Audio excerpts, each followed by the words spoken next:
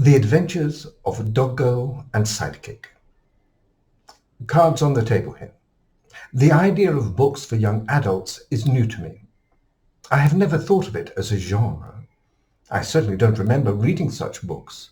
I went from Janet and John through Roald Dahl and straight through Fleming, Charteris, Chandler and Stout, with some classics thrown into the mix to mollify the education system. And the second pack of cards on the green baize, superheroes are not my scene. I'm a spy and sleuth fan when not going through the heavy stuff with my students. I suppose the key to good writing is for the reader to invest their emotions and be concerned about what happens to the protagonist. I was, and it didn't take long. Sticking my head above the parapet here.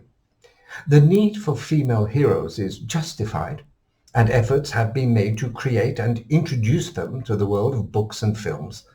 But I do find the kung fu high kicks feisty girl with attitude too often slotted into the arts, with creators too often offering us a mashup of Baudelaire, Jeanne d'Arc, Cleopatra and Barbarella. They come across as fake, two-dimensional, almost an afterthought to bring in extra bucks. Characters to be assembled to fill in narrative gaps, dragging an inky Sharpie across the box-ticking page of modern culture. I have no problem with brainy brawlers of the double X variety. I was brought up with Cathy Gale, Emma Peel and Tara King. Tough and brainy women fighting against the odds ain't new, and it can be done well, but all too often it isn't. No worries here. Kristi Dogg grew up eyes open and fists raised on the rough edge of common land, a city protected by the superhero and sidekick duo Adamant and Aspect. Born in a neighborhood where heroes never turned up, the supers don't cross the college student's mind until chance leads her to piece together Aspect's secret identity. And Carrie would rather spar at the gym and drink with her friends than hang on the fringes of the supers' lives. However, as the season turns, she finds herself drawn deeper into their shadow world. When new threats arise and girls begin to go missing, Carrie finds that her new friends might just need her to step up and become the beating heart of her city's muscle-bound protectors. Some snippets of reviews here.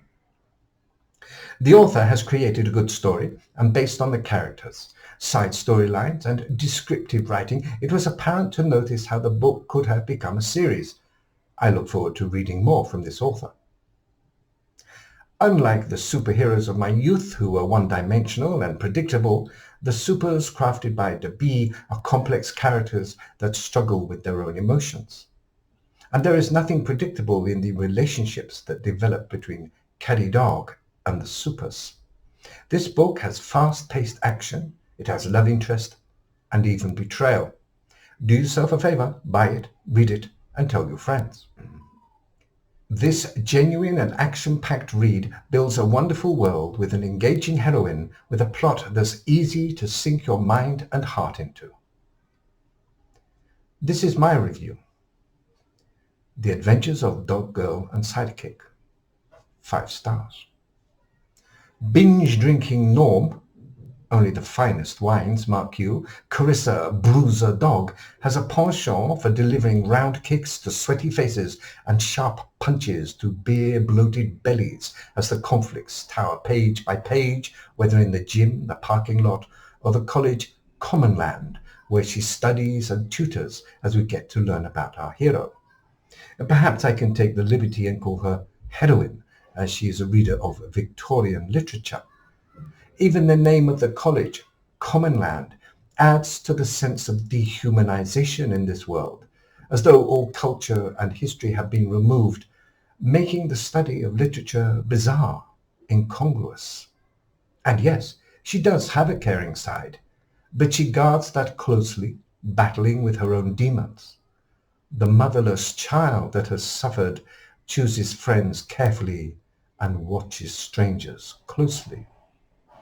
Semi-dystopia If not full dystopia, it certainly is. And the dystopia, with shades of West Side Story and A Clockwork Orange, is cleverly dripped in with something of the more traditional reporter's slow drop.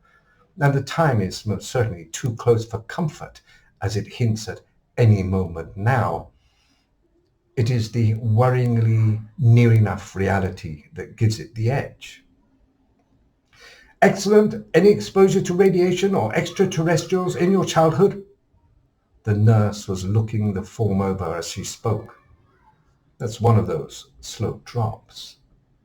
That comes as a delicious shock, as if roaming superheroes, a touch of angels with dirty faces, mopping up the criminal detritus of a wasteland, prance a tightrope between whatever can be judged as good or evil or not enough, as the battle between the enlisted and the supers ranges over the spoils of cities under perpetual construction, reconstruction, while aliens divide lands in a world where humans have, it appears, managed to divide themselves with violence, drugs, and prostitution.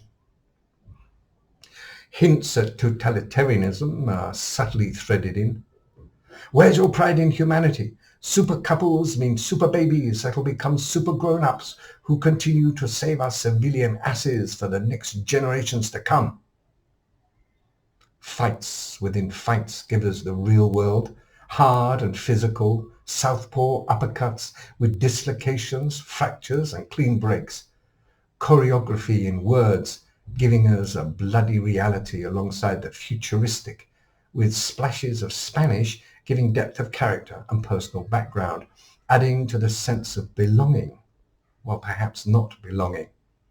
Maybe this novel is about belonging, as Dogg is sucked into the world of the supers to be registered, aware of the danger, and it appears she needs the danger, in a world without meaning or purpose, unless violence is the meaning and purpose, and with belonging there is always the risk of betrayal.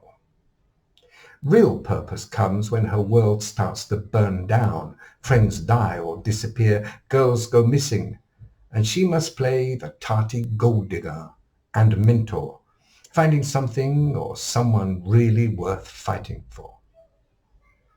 As an aged reader of aged adult novels, I can safely claim this young adult novel has depth of character, exploring issues personal, domestic, and political, with a fast-moving personal journey in a clash of worlds that threatens body, soul, and sanity. Any fan of 1960s British TV heroes will be happy with the name Adamant, the time-travelling Victorian Edwardian crime buster created by some of the bods who did Doctor Who. Maybe that's just me. A good read all the way through as we travel with our heroine as she succeeds and fails and succeeds and fails. I would be happy to read more from this author. Certainly worth 5 stars. Carrie only kickboxed for fun and a workout. Her brother was making a career of it as Seth the Mad Dog, but he'd always been reckless. The girl knew, even if he didn't realize, that in his late 20s his days of running with the big names in the ring might be coming to an end. The ring took a toll on the body, and her brother was already starting to feel it. If he played his cards right, there could be fights in Madison Square Garden or on the Vegas Strip again, but the days of him headlining those venues were probably past. The big arenas in Marshall City, Addisonville, and Newton up north, though, those were guaranteed invites to tournaments and packed houses for a fighter like Seth. Her brother started professional training in his late teens, and by then street brawling had already done a number on his joints. They already knew his career would be short, but he'd never admit that to his kid sister. In the next few years, he'd have to retire from the ring officially. Maybe he could open a gym the way Jimmy had and teach the next generation of fighters. Carrie hoped he would. He would need something to keep him occupied besides his endorsement deals. Those wouldn't outlast his ring career by long. Garth pegged her shoulder and brought Carrie back down into their match with an audible smack. "Head in, Bruiser, you're drifting." His drawl was familiar as the rhythm of the spar, the shuffle-skip of feet across the canvas, the smack-thwack of punches and blocks, the advance and retreat of bodies. Carrie spun away from his next punch and swung her leg up in full roundhouse that stretched all the way to his helmet. At almost 6 feet, Carrie was tall for a girl, but Garth was at least a head taller than that, and still her foot reached his cheek. The blow made the trainer step sideways in what would be called a stagger on a lesser man. Carissa grinned around her mouthguard and closed in with a southpaw straight jab she kept back most matches because using it felt like showing off. Garth hit the ropes, hanging there like damp laundry. Jimmy called for a halt, and they were the last ones left at the old gym. Carrie dropped her stance and grinned at her exhausted friend, stepping in to sling his arm across her shoulder. The man spat his mouthguard to the side and blew in her face. "Should be ashamed of myself getting beat by a girl." Carrie tossed her sticky hair like she wasn't sore up and down. "Nah, you didn't get beat by a girl. You got beat by a bruiser." As they climbed out of the ring, Jimmy asked when she was going to let him sign her up and show her off in a tournament.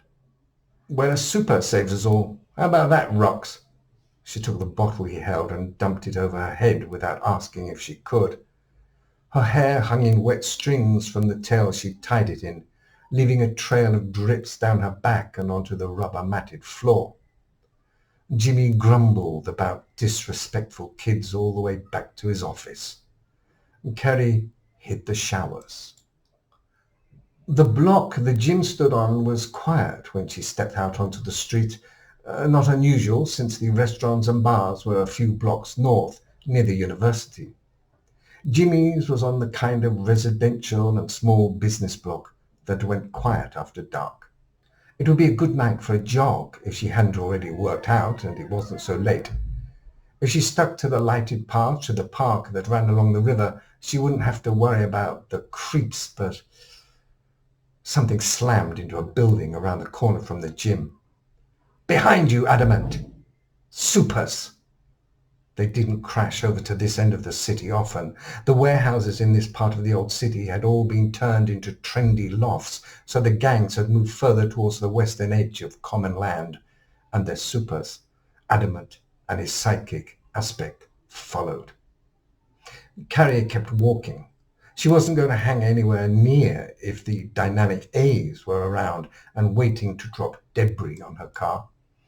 The news would tell her what was going on in the morning, and watching TV at her home was infinitely safer than investigating in person. Her car made a friendly beep when she hit unlock. The hatch lifted for her duffel the first time she pressed the button. The key fob didn't always work, and she couldn't afford to go to a dealership and get it replaced. Boom! Crash! Someone groaned on the sidewalk. Loose pieces of brick rained from the wall he hit before tumbling to the ground, surrounding the red-suited mass of person in rubble. "You okay?" she called across the street without moving from where she stood at a driver's door. Carrie Dogg wasn't getting any closer to a super than she had to. Even from this distance, she recognized him as Commonland's resident big gun, Adamant, the one who had been assigned to protect these streets by the Register of Superheroes for decades. "Citizen, you should get somewhere safe."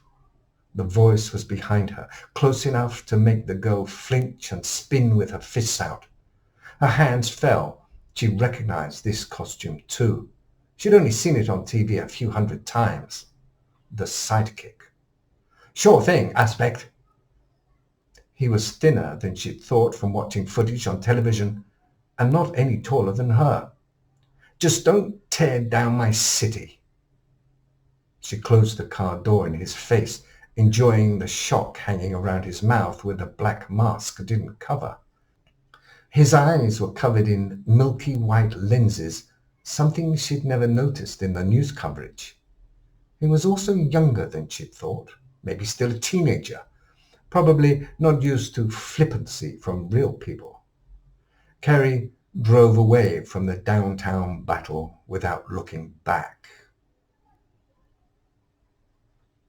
Some business near Jimmy's was being used to launder money for guns and drugs or something like that, and guarded by a few of the roid brutes that enlisted gangs used as guard dogs. Brute was slang for people who took enhancers until they were good enough for nothing except brawn, leaving them rotted in the head while someone else did the thinking. They were insults to brawlers like Garth and her brother and Jimmy and anyone else she knew who trained to fight and think for themselves. The supers had been trying to clean up the operation with minimal property damage. The estimates the news anchors kept throwing around told Carrie they hadn't been very successful. And Carrie turned off the morning news without waiting for more details. There wasn't some secret nuclear plant about to blow because the dynamic A's were busy knocking holes in the world, and that was all she cared about. Before she left, Carrie made sure every window was closed and every light off in her apartment. Adamant and Aspect were downtown last night. Jason greeted her with the statement when she joined him in the tutor center later that morning. Looks like they were saving us from yet another... They're not as big as I thought they'd be. She cut him off as she logged onto her computer. Your TV okay? They look like they always do. He visibly pouted as he settled into his own desk. No, I saw them. They were fighting down the block from the gym. Carrie kept her voice disinterested. Oh, cool! There was a fanboy glint in his eye. Did you talk to them? Aspect told me to scram, so I did. Why? What else should I have done? Take a selfie? Yeah. He sounded like that was the obvious answer. Carrie rolled her eyes at a co-worker and fished her buzzing phone out of a bag. It was the gym's number. Had the building been damaged in the fight?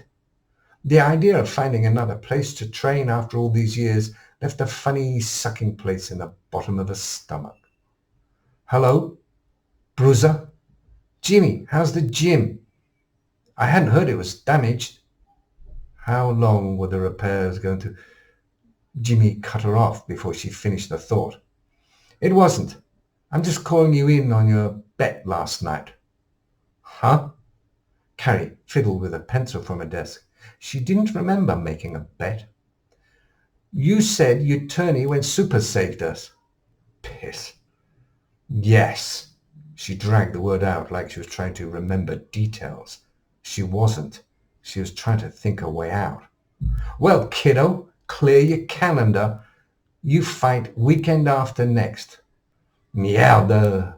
But I wasn't there, and they didn't have anything to do with your place, so technically nothing. You owe me the entry fee next time you're in the gym. Try to come in at least every other day between now and your fight. He hung up before she could protest again. Carrie sighed as she tucked away her phone and checked her email out of habit. Damn. I shall leave you with some sporting violence. For more about fighting sports, go to a very informative site, address below. Fight Camp. Boxing. Kickboxing. MMA. What's the difference? Well, a lot. But today we're going to talk about the main differences between 3 of the most popular combat sports in history. Before we do that, as always, make sure you subscribe below. Let's go.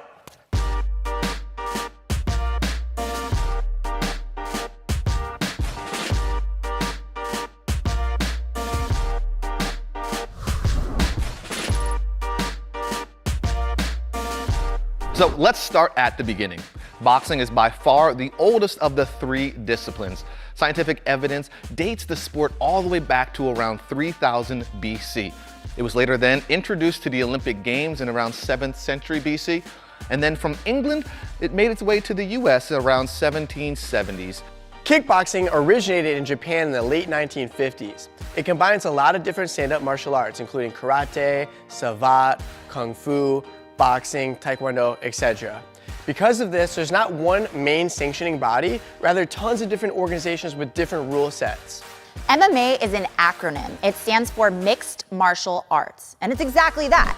It takes fighting styles from multiple backgrounds and it blends it all into one. There are many different origin stories. Some even date back to ancient Greece, with pancration in the Olympic Games, which is where they took boxing and wrestling and they combined it into one.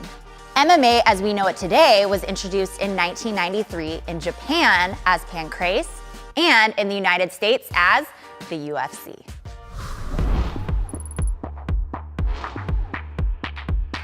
Boxing has the simplest arsenal of attacks, being that it's only pure punching. That's also a reason why boxing is really popular. It's really easy to follow as a spectator sport. Now, when it comes to your stance, you only have your torso and your head as a target. So your stance will be a little bit more bladed than kickboxing or mixed martial arts. You're gonna have your elbows in nice and tight, protecting your face, keeping the body nice and aligned. The main tools that you are gonna use are going to be your jab, cross, hooks, and your uppercuts.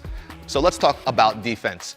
In boxing, one of the most and primary ways to evade a punch is going to be the slip. And once you kind of master your slip, you can work on the roll or the bob and weave. There's also blocks, there's also pullbacks and step back counters, which are all going to be encumbering the footwork. One of the most important aspects in all of combat sports, not just boxing. Kickboxing has a lot of the same techniques as boxing, but it also has a whole set of kicks. So you have front kicks, side kicks, hook kicks, roundhouse kicks. In Muay Thai, you can elbow, knee, and sweep, and so on. Like in boxing, you have to learn how to block punches, but in kickboxing, you also have to worry about kicks coming at you, so you have to square up a little bit and learn how to check kicks to protect the legs. There's 3 different rule sets in kickboxing. You have full contact rules, where you can kick only above the waist, no knees, and you can't kick the legs. You have K1 or glory rules, where you can kick the legs, and you can also knee, and you can clinch, but only for 1 strike. And then in Muay Thai, you can use your elbows, and you can clinch as long as you want until the ref breaks you. So MMA takes everything from boxing and kickboxing, but it's not just a stand-up sport. You also implement takedowns, wrestling, clinch holds, judo throws, tosses, sweeps, grappling, submissions, jiu-jitsu. It's everything that you could think of put into one.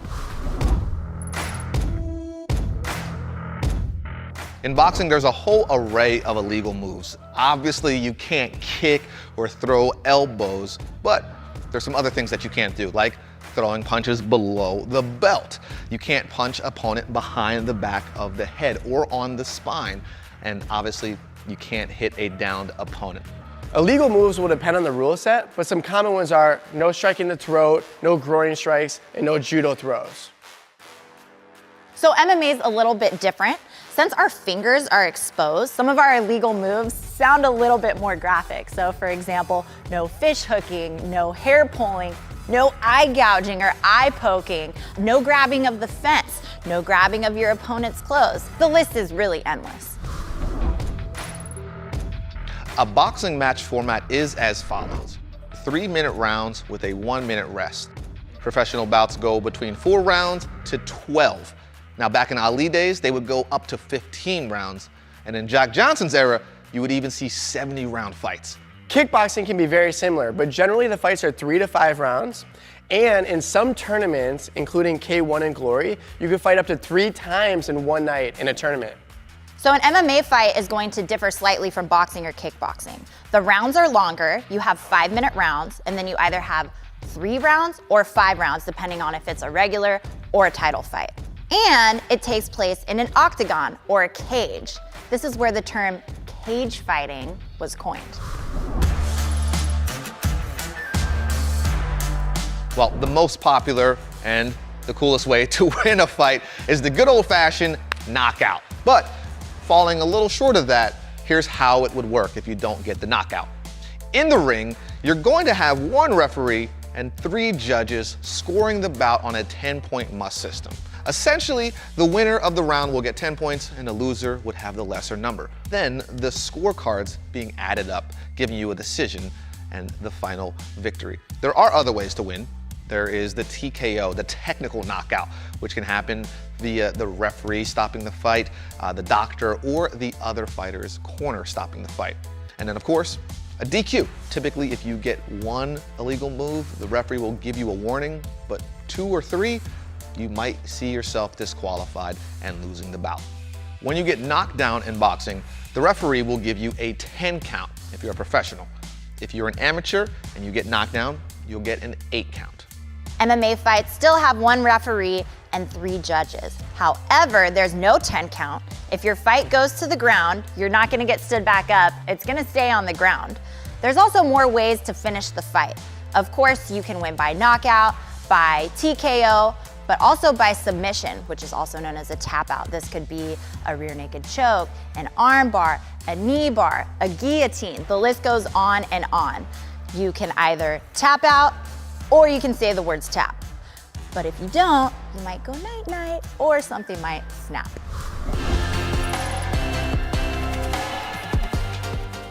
All 3 of these martial arts are very physically demanding. So it's safe to say that every fighter needs to train in these key areas.